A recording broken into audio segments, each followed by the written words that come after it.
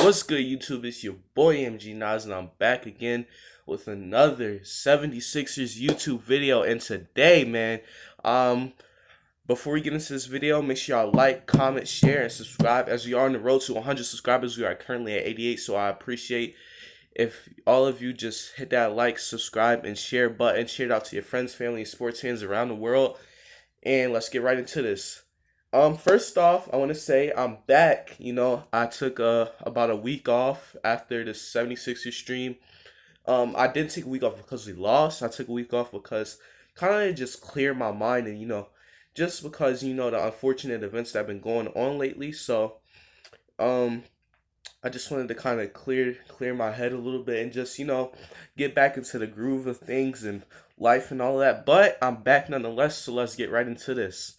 But today's video, we got top 5 coaching candidates. This is gonna be a real interesting video. I know we got some candidates, some good candidates, we got some okay candidates, and we got some bad candidates. So let's get right into this. So first off, candidate number 5 for the Sixers coaching position is Alvin Gentry. Alvin Gentry, coach for the New Orleans Pelicans, got fired by the Pelicans a day after they got eliminated from the NBA bubble, and a lot of people is giving Alvin Gentry a little heat because of sitting Zion. They say Zion got four months of rest and you're still restricting him, blah blah blah blah blah. Everybody wanted to see, obviously, the Pelicans, if not in the playoffs, at least in the play-in game. They failed to do that. So, they failed to do that. And Alvin Gentry, he was very well released. And Alvin Gentry, he's number 5. I really don't want him, but he is a coach with experience.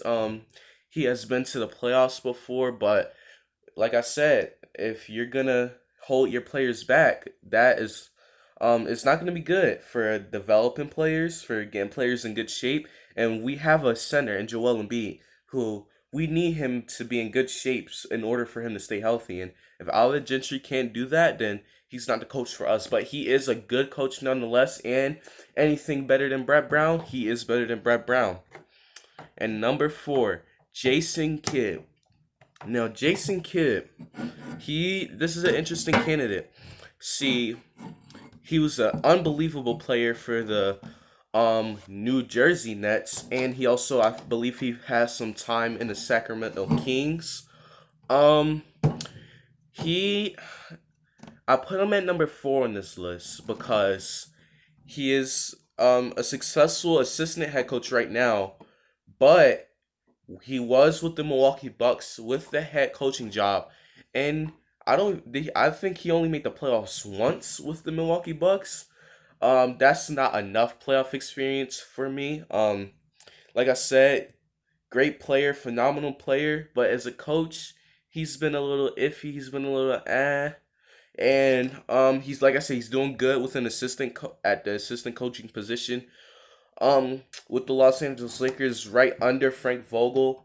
But I mean, come on, when you have LeBron James and Anthony Davis, you're gonna succeed. It's no way you not make a top 3 seed in that respected conference. And like I said, he's not a great coach, but one, he's better than Brett Brown, and I think I'm gonna be saying that about a lot of these coaches in this video, that we need to upgrade, and he's better than Brett Brown. Another thing is that, like I said, he wasn't a horrible coach, but when you look at the Bucks, like I say, I think he only made the playoffs once. I don't if he did he even make the playoffs. I think he came close to it, but I won't put it all on him because with the Bucks, he didn't have a great roster to begin with. So he didn't have really that much talent to begin with. So if you don't give a guy if you give guy limited talent, obviously it's going to be hard for him to, have success. But with LA, he has a lot of talent and he's doing great. So I want to see him have, you know, talent, but not like the Lakers talent. Like if I want to see what he would do with a team like with the Raptors, with not really a big superstar, but like good stars, with Siakam, and I want to see him with a team like that, or maybe a team like the Celtics, and see how he do. Not with great talent like how the Lakers have, but not with bad talent like how the Bucks had. So that's why he is number 4 on my list. Number 3 on the list is none other than Coach Tyronn Lue. Ty Lue, man, he is a he's another interesting guy. Obviously he's way better than what we had. Ty Lue, he has finals experience, tremendous playoff experience. He won a championship. He came back down from 3-1, and he is a good coach. Now, the thing is, when you're on a LeBron James team, you know what they say. If LeBron is on your team, LeBron is the coach. They don't care who the coach is. And I somewhat agree with that, but here's the good part about Tyronn Lue. No matter if who's the coach, whether it's LeBron or no matter who, if you're down 3-1, it's up to the coach. It's not up. I don't care if Michael Jordan was one of your players. When you're down 3-1, the coach has to do something. And he came back. It wasn't just the talent that the Cavaliers had with LeBron and Kyrie and Kevin Love. It was also Tyronn Lue has to also play a part of that because he has to adjust. No matter what you say, like I said, no matter what you say about LeBron, he has to adjust. And he adjusted well in the NBA Finals, down 3-1, facing the most adversity any coach can face in his career. And he accomplished that, and I think he could be a good candidate, but you still have the question. He has been around great talent. The Cavaliers with LeBron and Kyrie, and now he's assistant coach with the Clippers. I'm sorry, with Kawhi and Paul George. I want to see him with a team. Like I said, this is another guy where I want to see him with not great talent, but obviously not a bad team. And I want to see what he does with a mid team again, like the Raptors or like the Celtics, or not a team like I said, not a team with a big star, but like, or maybe even a team like the Pacers. Like what would he do with a team like that? Um, but that is the third candidate, and the second candidate is McMillan from the Pacers. Now, here's why. And this is my second guy on the list. This is my first guy. If you're a Philly sports fan, you know this guy very well, and I can't wait till I get to number 1. But Coach McMillan from the Indiana Pacers, he was fired the day after he got swept. Now I just want to bring up real quick.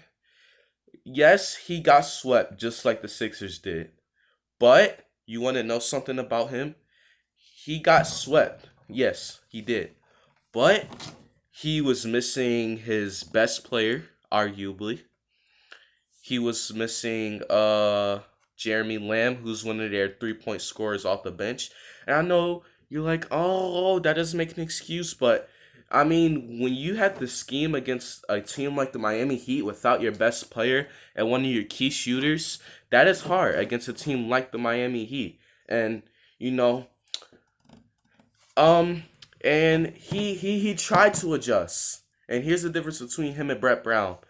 We need a coach that can adjust mid game when we're down, or even when we have a lead, but the other team is gaining momentum. That's what Brett Brown problem always was. You saw game 2 against Boston. We had a 14-point lead. We lost it and lost by 20. Why? Because when Celtics gained momentum, Brett Brown couldn't adjust. Andrew McMillan, he will adjust. He will adjust nonetheless. And we need a guy, like I said, who can adjust in game and who has playoff experience. He was a consistent playoff coach. He had a guy like Paul George, Oladipo, Brogdon. He didn't have that big superstar talent, and he did pretty successful. He was, like I said, a consistent playoff contender every single year. Um, and how he did when they lost Paul George and got Oladipo, how he still managed to, coach that team into a playoff spot. I respect that. I respect that. And like I said, he can adjust on the fly, and that's what we need as a coach. But McMillan, he's good and all, but our number one head coaching candidate, Jay Wright from the Villanova Wildcats. Now, I know what y'all saying. College head coach transitioning to the pros, blah, blah, blah, blah, blah. But let me tell you, Jay Wright, let me just tell you his resume. He has three national titles in the last decade. That is three national titles. He beat North Carolina, which is one of the greatest teams. That's on his resume. Um, he's a great developer, and I'll get into who he developed in a second. And he is one of the greatest college coaches of all time, and probably the second. I'm gonna give a hot take right here. He's probably the second best coach in college basketball, not named Coach K. I believe he's a second or third best coach in college basketball. Obviously, like I said, you got Coach K, but I think he's the second best or third best coach in college basketball. And one of the Sixers' problems is player development. We have players with talent, but we don't develop them to the next level, to that superstar level that they need to be. Well, let me tell you some of the players he developed. He developed Mikal Bridges for the Phoenix Suns. He got him, developed him to a national title. Now he's doing great with the Suns. He took a guy in Jalen Brunson who's not a starter, but is a key piece off the bench for the Mavericks when he's healthy. He developed him and got him a title. A guy like Dante DiVincenzo for the Milwaukee Bucks. He got him a national title, and he took him, developed him, and made him a national champion, and now he's a starter with the Milwaukee Bucks. Yes, when they get to the NBA, the players have to develop themselves, but when you come from a guy like Jay Wright, you have your steps ahead because of his leadership and his ability to develop a player to his max potential. And we need guys who can develop a guy like Ben Simmons and Joel Embiid to their max potential, especially Ben Simmons. And I feel like he can come to Philly, come here. He's literally in Villanova, which is not even an hour away. He can keep the same house. He doesn't even have to move houses. All he has to do is switch arenas and get Sixers gear on because that's how close Villanova is here. And Jay Wright, phenomenal coach, great player developer. Like I said, he's faced adversity. He's had one of those tight game situations in a championship game before. And I've seen him adjust on the fly millions of times against top tier opponents, against Michigan, University of North Carolina when they had Justin Jackson, and we still defeated that good team in North Carolina. So you just see his resume, you see it. It speaks for itself. And if Coach K ever decides to come out the NBA, he can easily get us a call, but that's never going to happen. But Jay Wright, if he wants to come out of college basketball and finally take this NBA job, I want the Sixers to run after him as soon as we can. Because there's a lot of teams with coaches. You got the Pelicans who's looking for a coach. You got the Pacers who's looking for a coach. You got the Bulls who's looking for a coach. That's just to name a few.